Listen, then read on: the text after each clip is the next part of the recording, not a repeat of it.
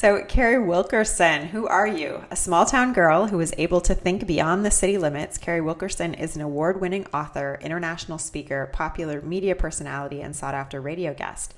Featured on CNN and Fox Business and named by Forbes as a top small business influencer, she has consulted for the marketing and launch teams of John Maxwell, Zig Ziglar, Don Miller, and other influential business leaders on business strategies and current trends. Ultimately, Carrie most enjoys helping ordinary people lead extraordinary lives through her daily advice, encouragement, and life lessons. Okay, so Carrie, at one point you were, over six figures in debt, overweight, overwhelmed. How did you get out of that place to being here today? Not only here today, but also helping other people to get to their tomorrows, essentially. Yeah, that's a great question. And everybody wants that single moment or that single path. And I would say the way I got to where I am today is the same way, when I knew you before, you didn't have three toddlers and you weren't in Argentina. And now we connect and all of a sudden, nobody ever says, oh, hey, how did you get your kids? How did that happen? What happened in between there? It's a day by day thing. There are little choices and activities that add up. And I would say it starts with a decision to say, I'm kind of done being overwhelmed and overweight and over obligated, and something needs to change. You've had some really on point blog posts that I've been loving. Turn your notifications off, start saying no, I read Shonda Rhimes, the screenwriter for some popular shows, has the new book out about her year of saying yes to everything. And then of course, Lisa Turkhurst has the best yes. And a friend of mine posted something yesterday about her year of no. And I thought, I think maybe the year of no is maybe our best yes.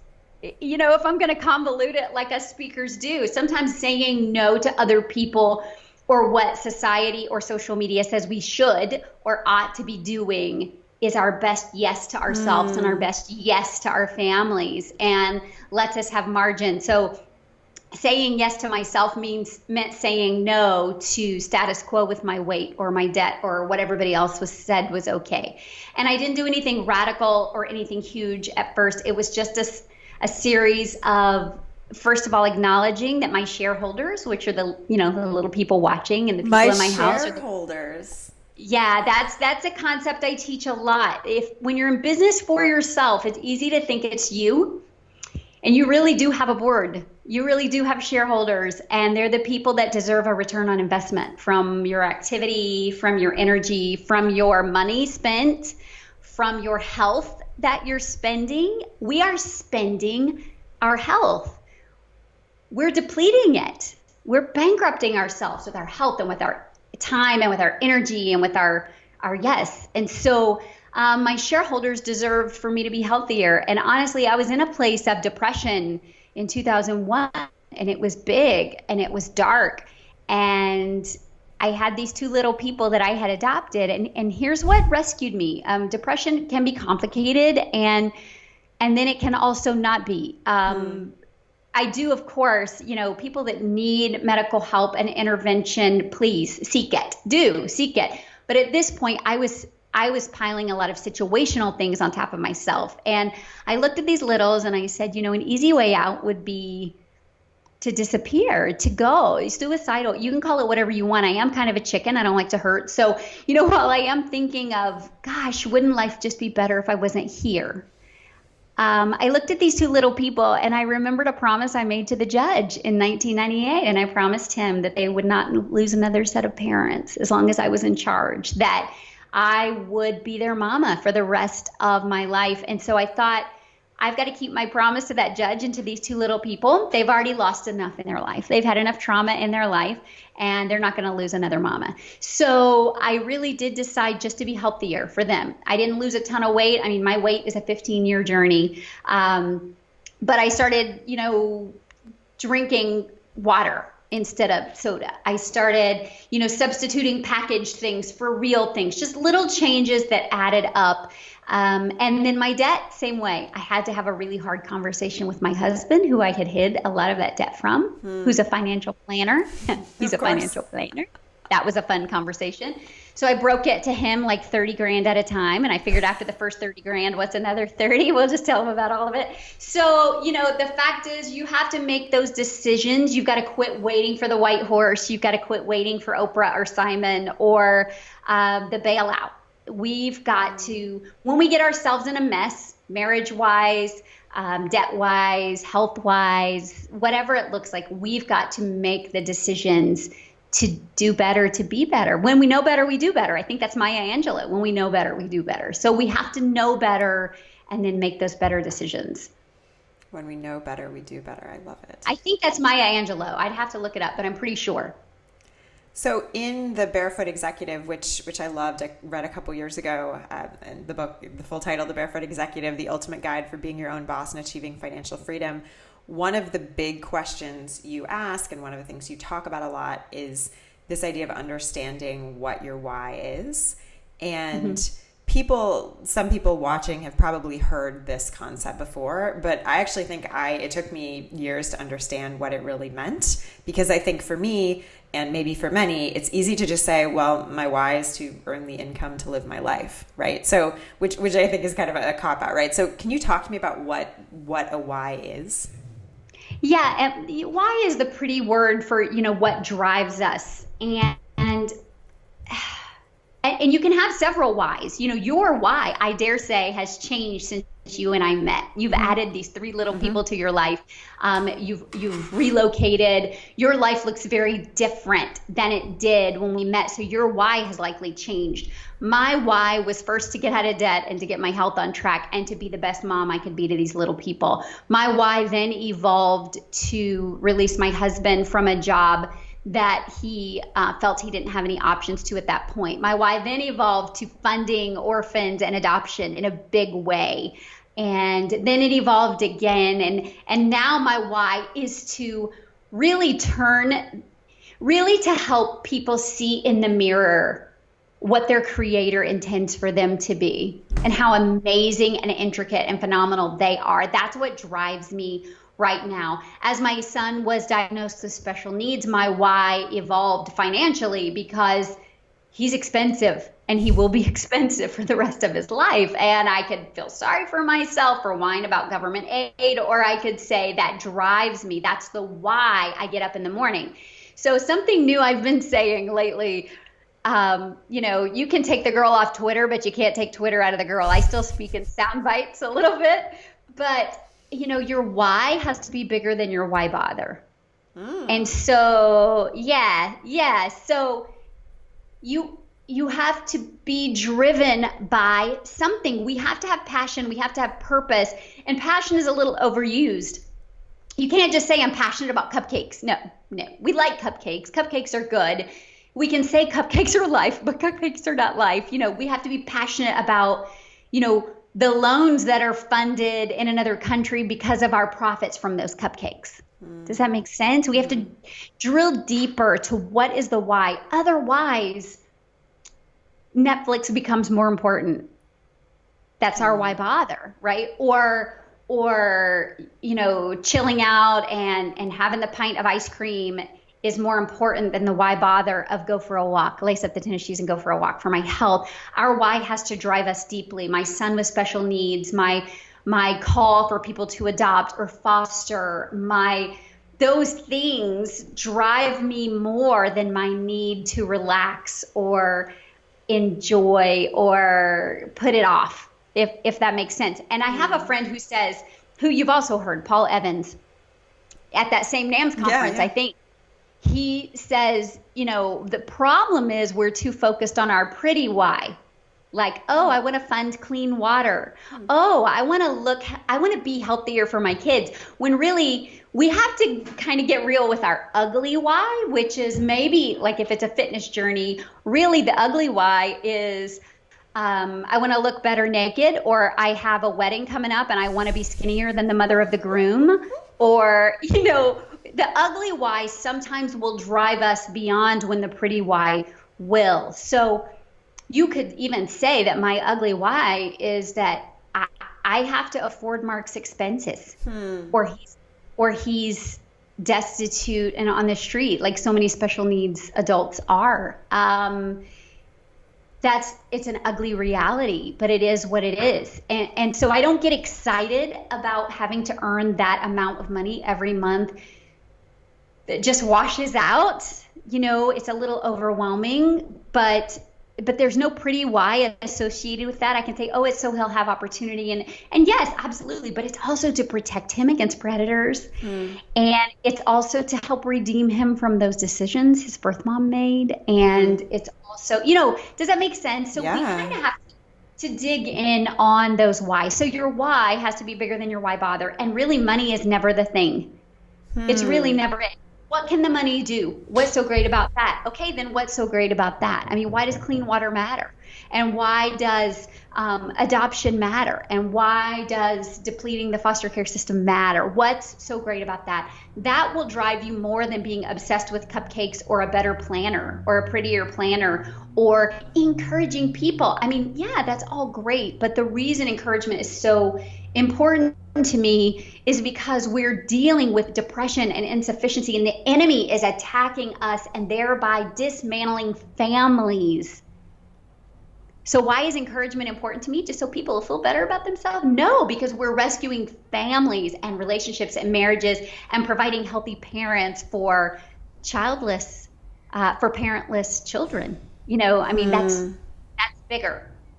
It's probably a longer answer than you were looking at. No, I love it. So when you started to build your business from home and you sort of had this feeling of maybe, the back's against the wall, you've got to get out of debt and get your health in order and build a business from your house, did you know your why then? Or was your why, was it something that you understood over time? I guess my question is, do people need to know it before they start? I think there has to be a reason you're doing what you're doing. I think there's a difference between interest and commitment. Interest means, oh, look, somebody has a business. That looks cool. That looks interesting. Maybe I'll go take that class. Maybe I'll do that. And we see a lot of side hustlers that aren't hustling at all. They're just side interested. Oh, that's really interesting. Yeah, they say, oh, I have this side hustle. You keep using that word hustle. I don't think it means what you think it means. Yeah, there's a difference, right? To quote The Princess Bride. So I think that you have to have a why, and that's why we see. So you said, did I know mine? My why was I quit teaching the minute I adopted the kids. So my why was to bridge the gap between my paycheck and the end of the month, right? So it really was about that money, except that what's so great about that is then I get to be home with these kids. Well, what's so great about that? Doesn't every mom want to be with her kids? Well, these were foster kids. These are kids that didn't know the word mom. These are kids that did not know their name yet. These were kids that needed some round-the-clock nurturing. They didn't need to be dropped off and picked up and shuffled and all these things. So that's what drove me. Their neglect is what drove me. That was my why. I leveled that up. Within 6 months, they were a lot healthier, a lot more stable. So then my why at that point began to encourage other people that they could do the same with their kids and to encourage other people to foster and or adopt and those things. And then it evolved again. So I think your why changes, and I think that's really healthy for your why to change as the seasons of your life change. I've been in business for 20 years now. Those same two babies are now 20 and 21. And one is graduating from college in May, and it's insane. But for my why to be the same, they're not home. My why is not to be home with them anymore because they're not here. Right. So my why has evolved and changed. I don't know that you have to have your forever why locked in at that point. I think that it's okay for it to be seasonal. But I do think that until you have a why, until you have a reason that's a little bit bigger than your desire to kick your shoes off and be on the couch, that you won't make any progress. So we see a lot of people with a side hustle or a side business that's kind of eking along, right? Or that they're occasional business owners, but then all of a sudden they go through a divorce, or their spouse gets laid off, or their child needs some expensive medical treatment. and all of a sudden their business is doing better. Why is all of a sudden their business doing better? Is that just manna from heaven? Is God just blessing their business more? Or is it that they're putting more effort into it because they're working with a different desperation? You know, I believe there's the Moses path and the Noah path, you know, the 40 days or the 40 years. And sometimes we have to create our own deadlines. We have to create our own urgency before someone else creates it for us. And the majority, especially in the United States, North America for sure, we're one crisis away from a GoFundMe account. Wow. You know, and the GoFundMe account could be your business, or it could be your effort, or it could be whatever, but we're so complacent being in the place where we are. So you have to dig in and find that resilience and find that why. You know, a lot of people, that's why you don't, a girl on Twitter said this to me one time, and I was really offended by it. I was applauding somebody for 100-pound weight loss. And a lot of people know I've lost 145 pounds. And I was applauding somebody. And somebody else said, oh, my friend's part of the 100-pound club too. And anyway, it became this really sweet little encouragement circle for that moment on Twitter. And this one woman piped up. And of course, she didn't think I would see her. But she piped up and said, yeah, how about some applause for those of us that never had 100 pounds to lose in the first place? Wow. And yeah. And like, and of course, I did respond with grace, and I said, I don't wish this on anybody. I really don't. I would never wish this weight loss journey on anybody, but I am going to applaud those that have done it. But there's a reason you never see anybody talk about, I mean, there's a big group of people that want to lose 30 pounds, and then there's the group that you hear about that's lost over 100, right? There's this big gap in the middle. And it's because we have to get to a point sometimes of desperation or dying, or they threaten our health, and all of a sudden our kid needs us in a different way. Or maybe we go through a divorce and all of a sudden we're putting ourselves back on the market. You know, I mean, there usually is a big catalyst, and that's when our why is created for us. So I do think it's really important to know. And if you're not committed, then don't say you are. Quit pretending like you want to change or you want something different when you're not willing to do the work for it. I said the other day, you know, I'm unashamedly Southern, and I was on stage the other day and I said, you know, don't say you wanna if you know good and well you're not gonna. Don't. Just stop. Just say, nah, I'm good. I'm good. I prefer my you know, scandal obsession to forward progress, you know, whatever. And I'm not judging. Unless you tell me you don't have time, but then you tell me about your scandal obsession. Then I'm going to say, let's gut check that. Let's gut check and clock check it. Let's just see where the reality is. So anyway, that's why I think it's important to know if you're committed, if you have a why. Get your shareholders on board. They'll be on board if they think you really mean it. And then you can move forward from there. So is fulfilling your why then what success is, or what is success, or maybe what is success to you is the question? Yeah, that's a big question. And, you know, at my age, that's something we evaluate maybe a little more. And I would say success is being really clear on what your core values are as a person, as a family. And then when you can live a life that's in alignment with your core values, no matter what the money looks like, no matter, you know, what the stuff looks like, if you are living a life in alignment with your core values, faith-wise, financially, freedom, lifestyle, whatever that looks like to you, and that's different for everybody. I'm not going to try to define your core values for you or you for me. If I'm living in alignment with my core values consistently, then I think that's success. Doesn't mean we're going to be happy all the time, because we're going to have trials. We can have joy. It doesn't mean life will be perfect, or it doesn't mean we're always going to have a ton of money or trips or whatever. It just means that I'm living in alignment with my core values, which means you have to know what those are. What are your family's core values? Is it time together? Is it faith activities? Is it giving back? Is it travel? Is it, you know, what does that look like? And Claire, your family's core values are going to look very different than mine. Right. And it's not my place to judge your success. So the other thing I love to say is success is in the eye of the beholder. I get to create what that looks like for my family. And I believe that's very biblically sound, honestly. I don't get to decide. There's a really popular blog article going around right now with kind of a scandalous headline for those of us that are in achievement circles, and it says, but what if mediocrity is what I want, or what if I'm okay with mediocrity? You've probably seen it. And the truth is, the headline is clickbait, but really what she's talking about is, what if my definition of success is not the Pinterest birthday parties and all that? And I get it. And I totally agree with that. I have friends whose lives look like they're right out of Walton's Mountain. Laura Ingle, they're very much the farm families that everybody lives on the same block. There's, and I love that for them. That's very much a definition of success for them.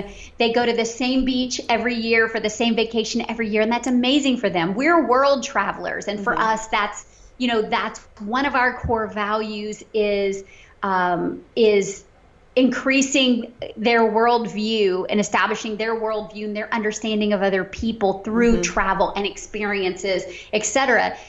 It doesn't mean that I look down on other people that don't travel like we do. It doesn't mean, it is what it is, but you have to know what your core values are. The problem comes when we're looking at Pinterest or Facebook or our neighbor to establish what their core values are and what we should be aspiring to. Right.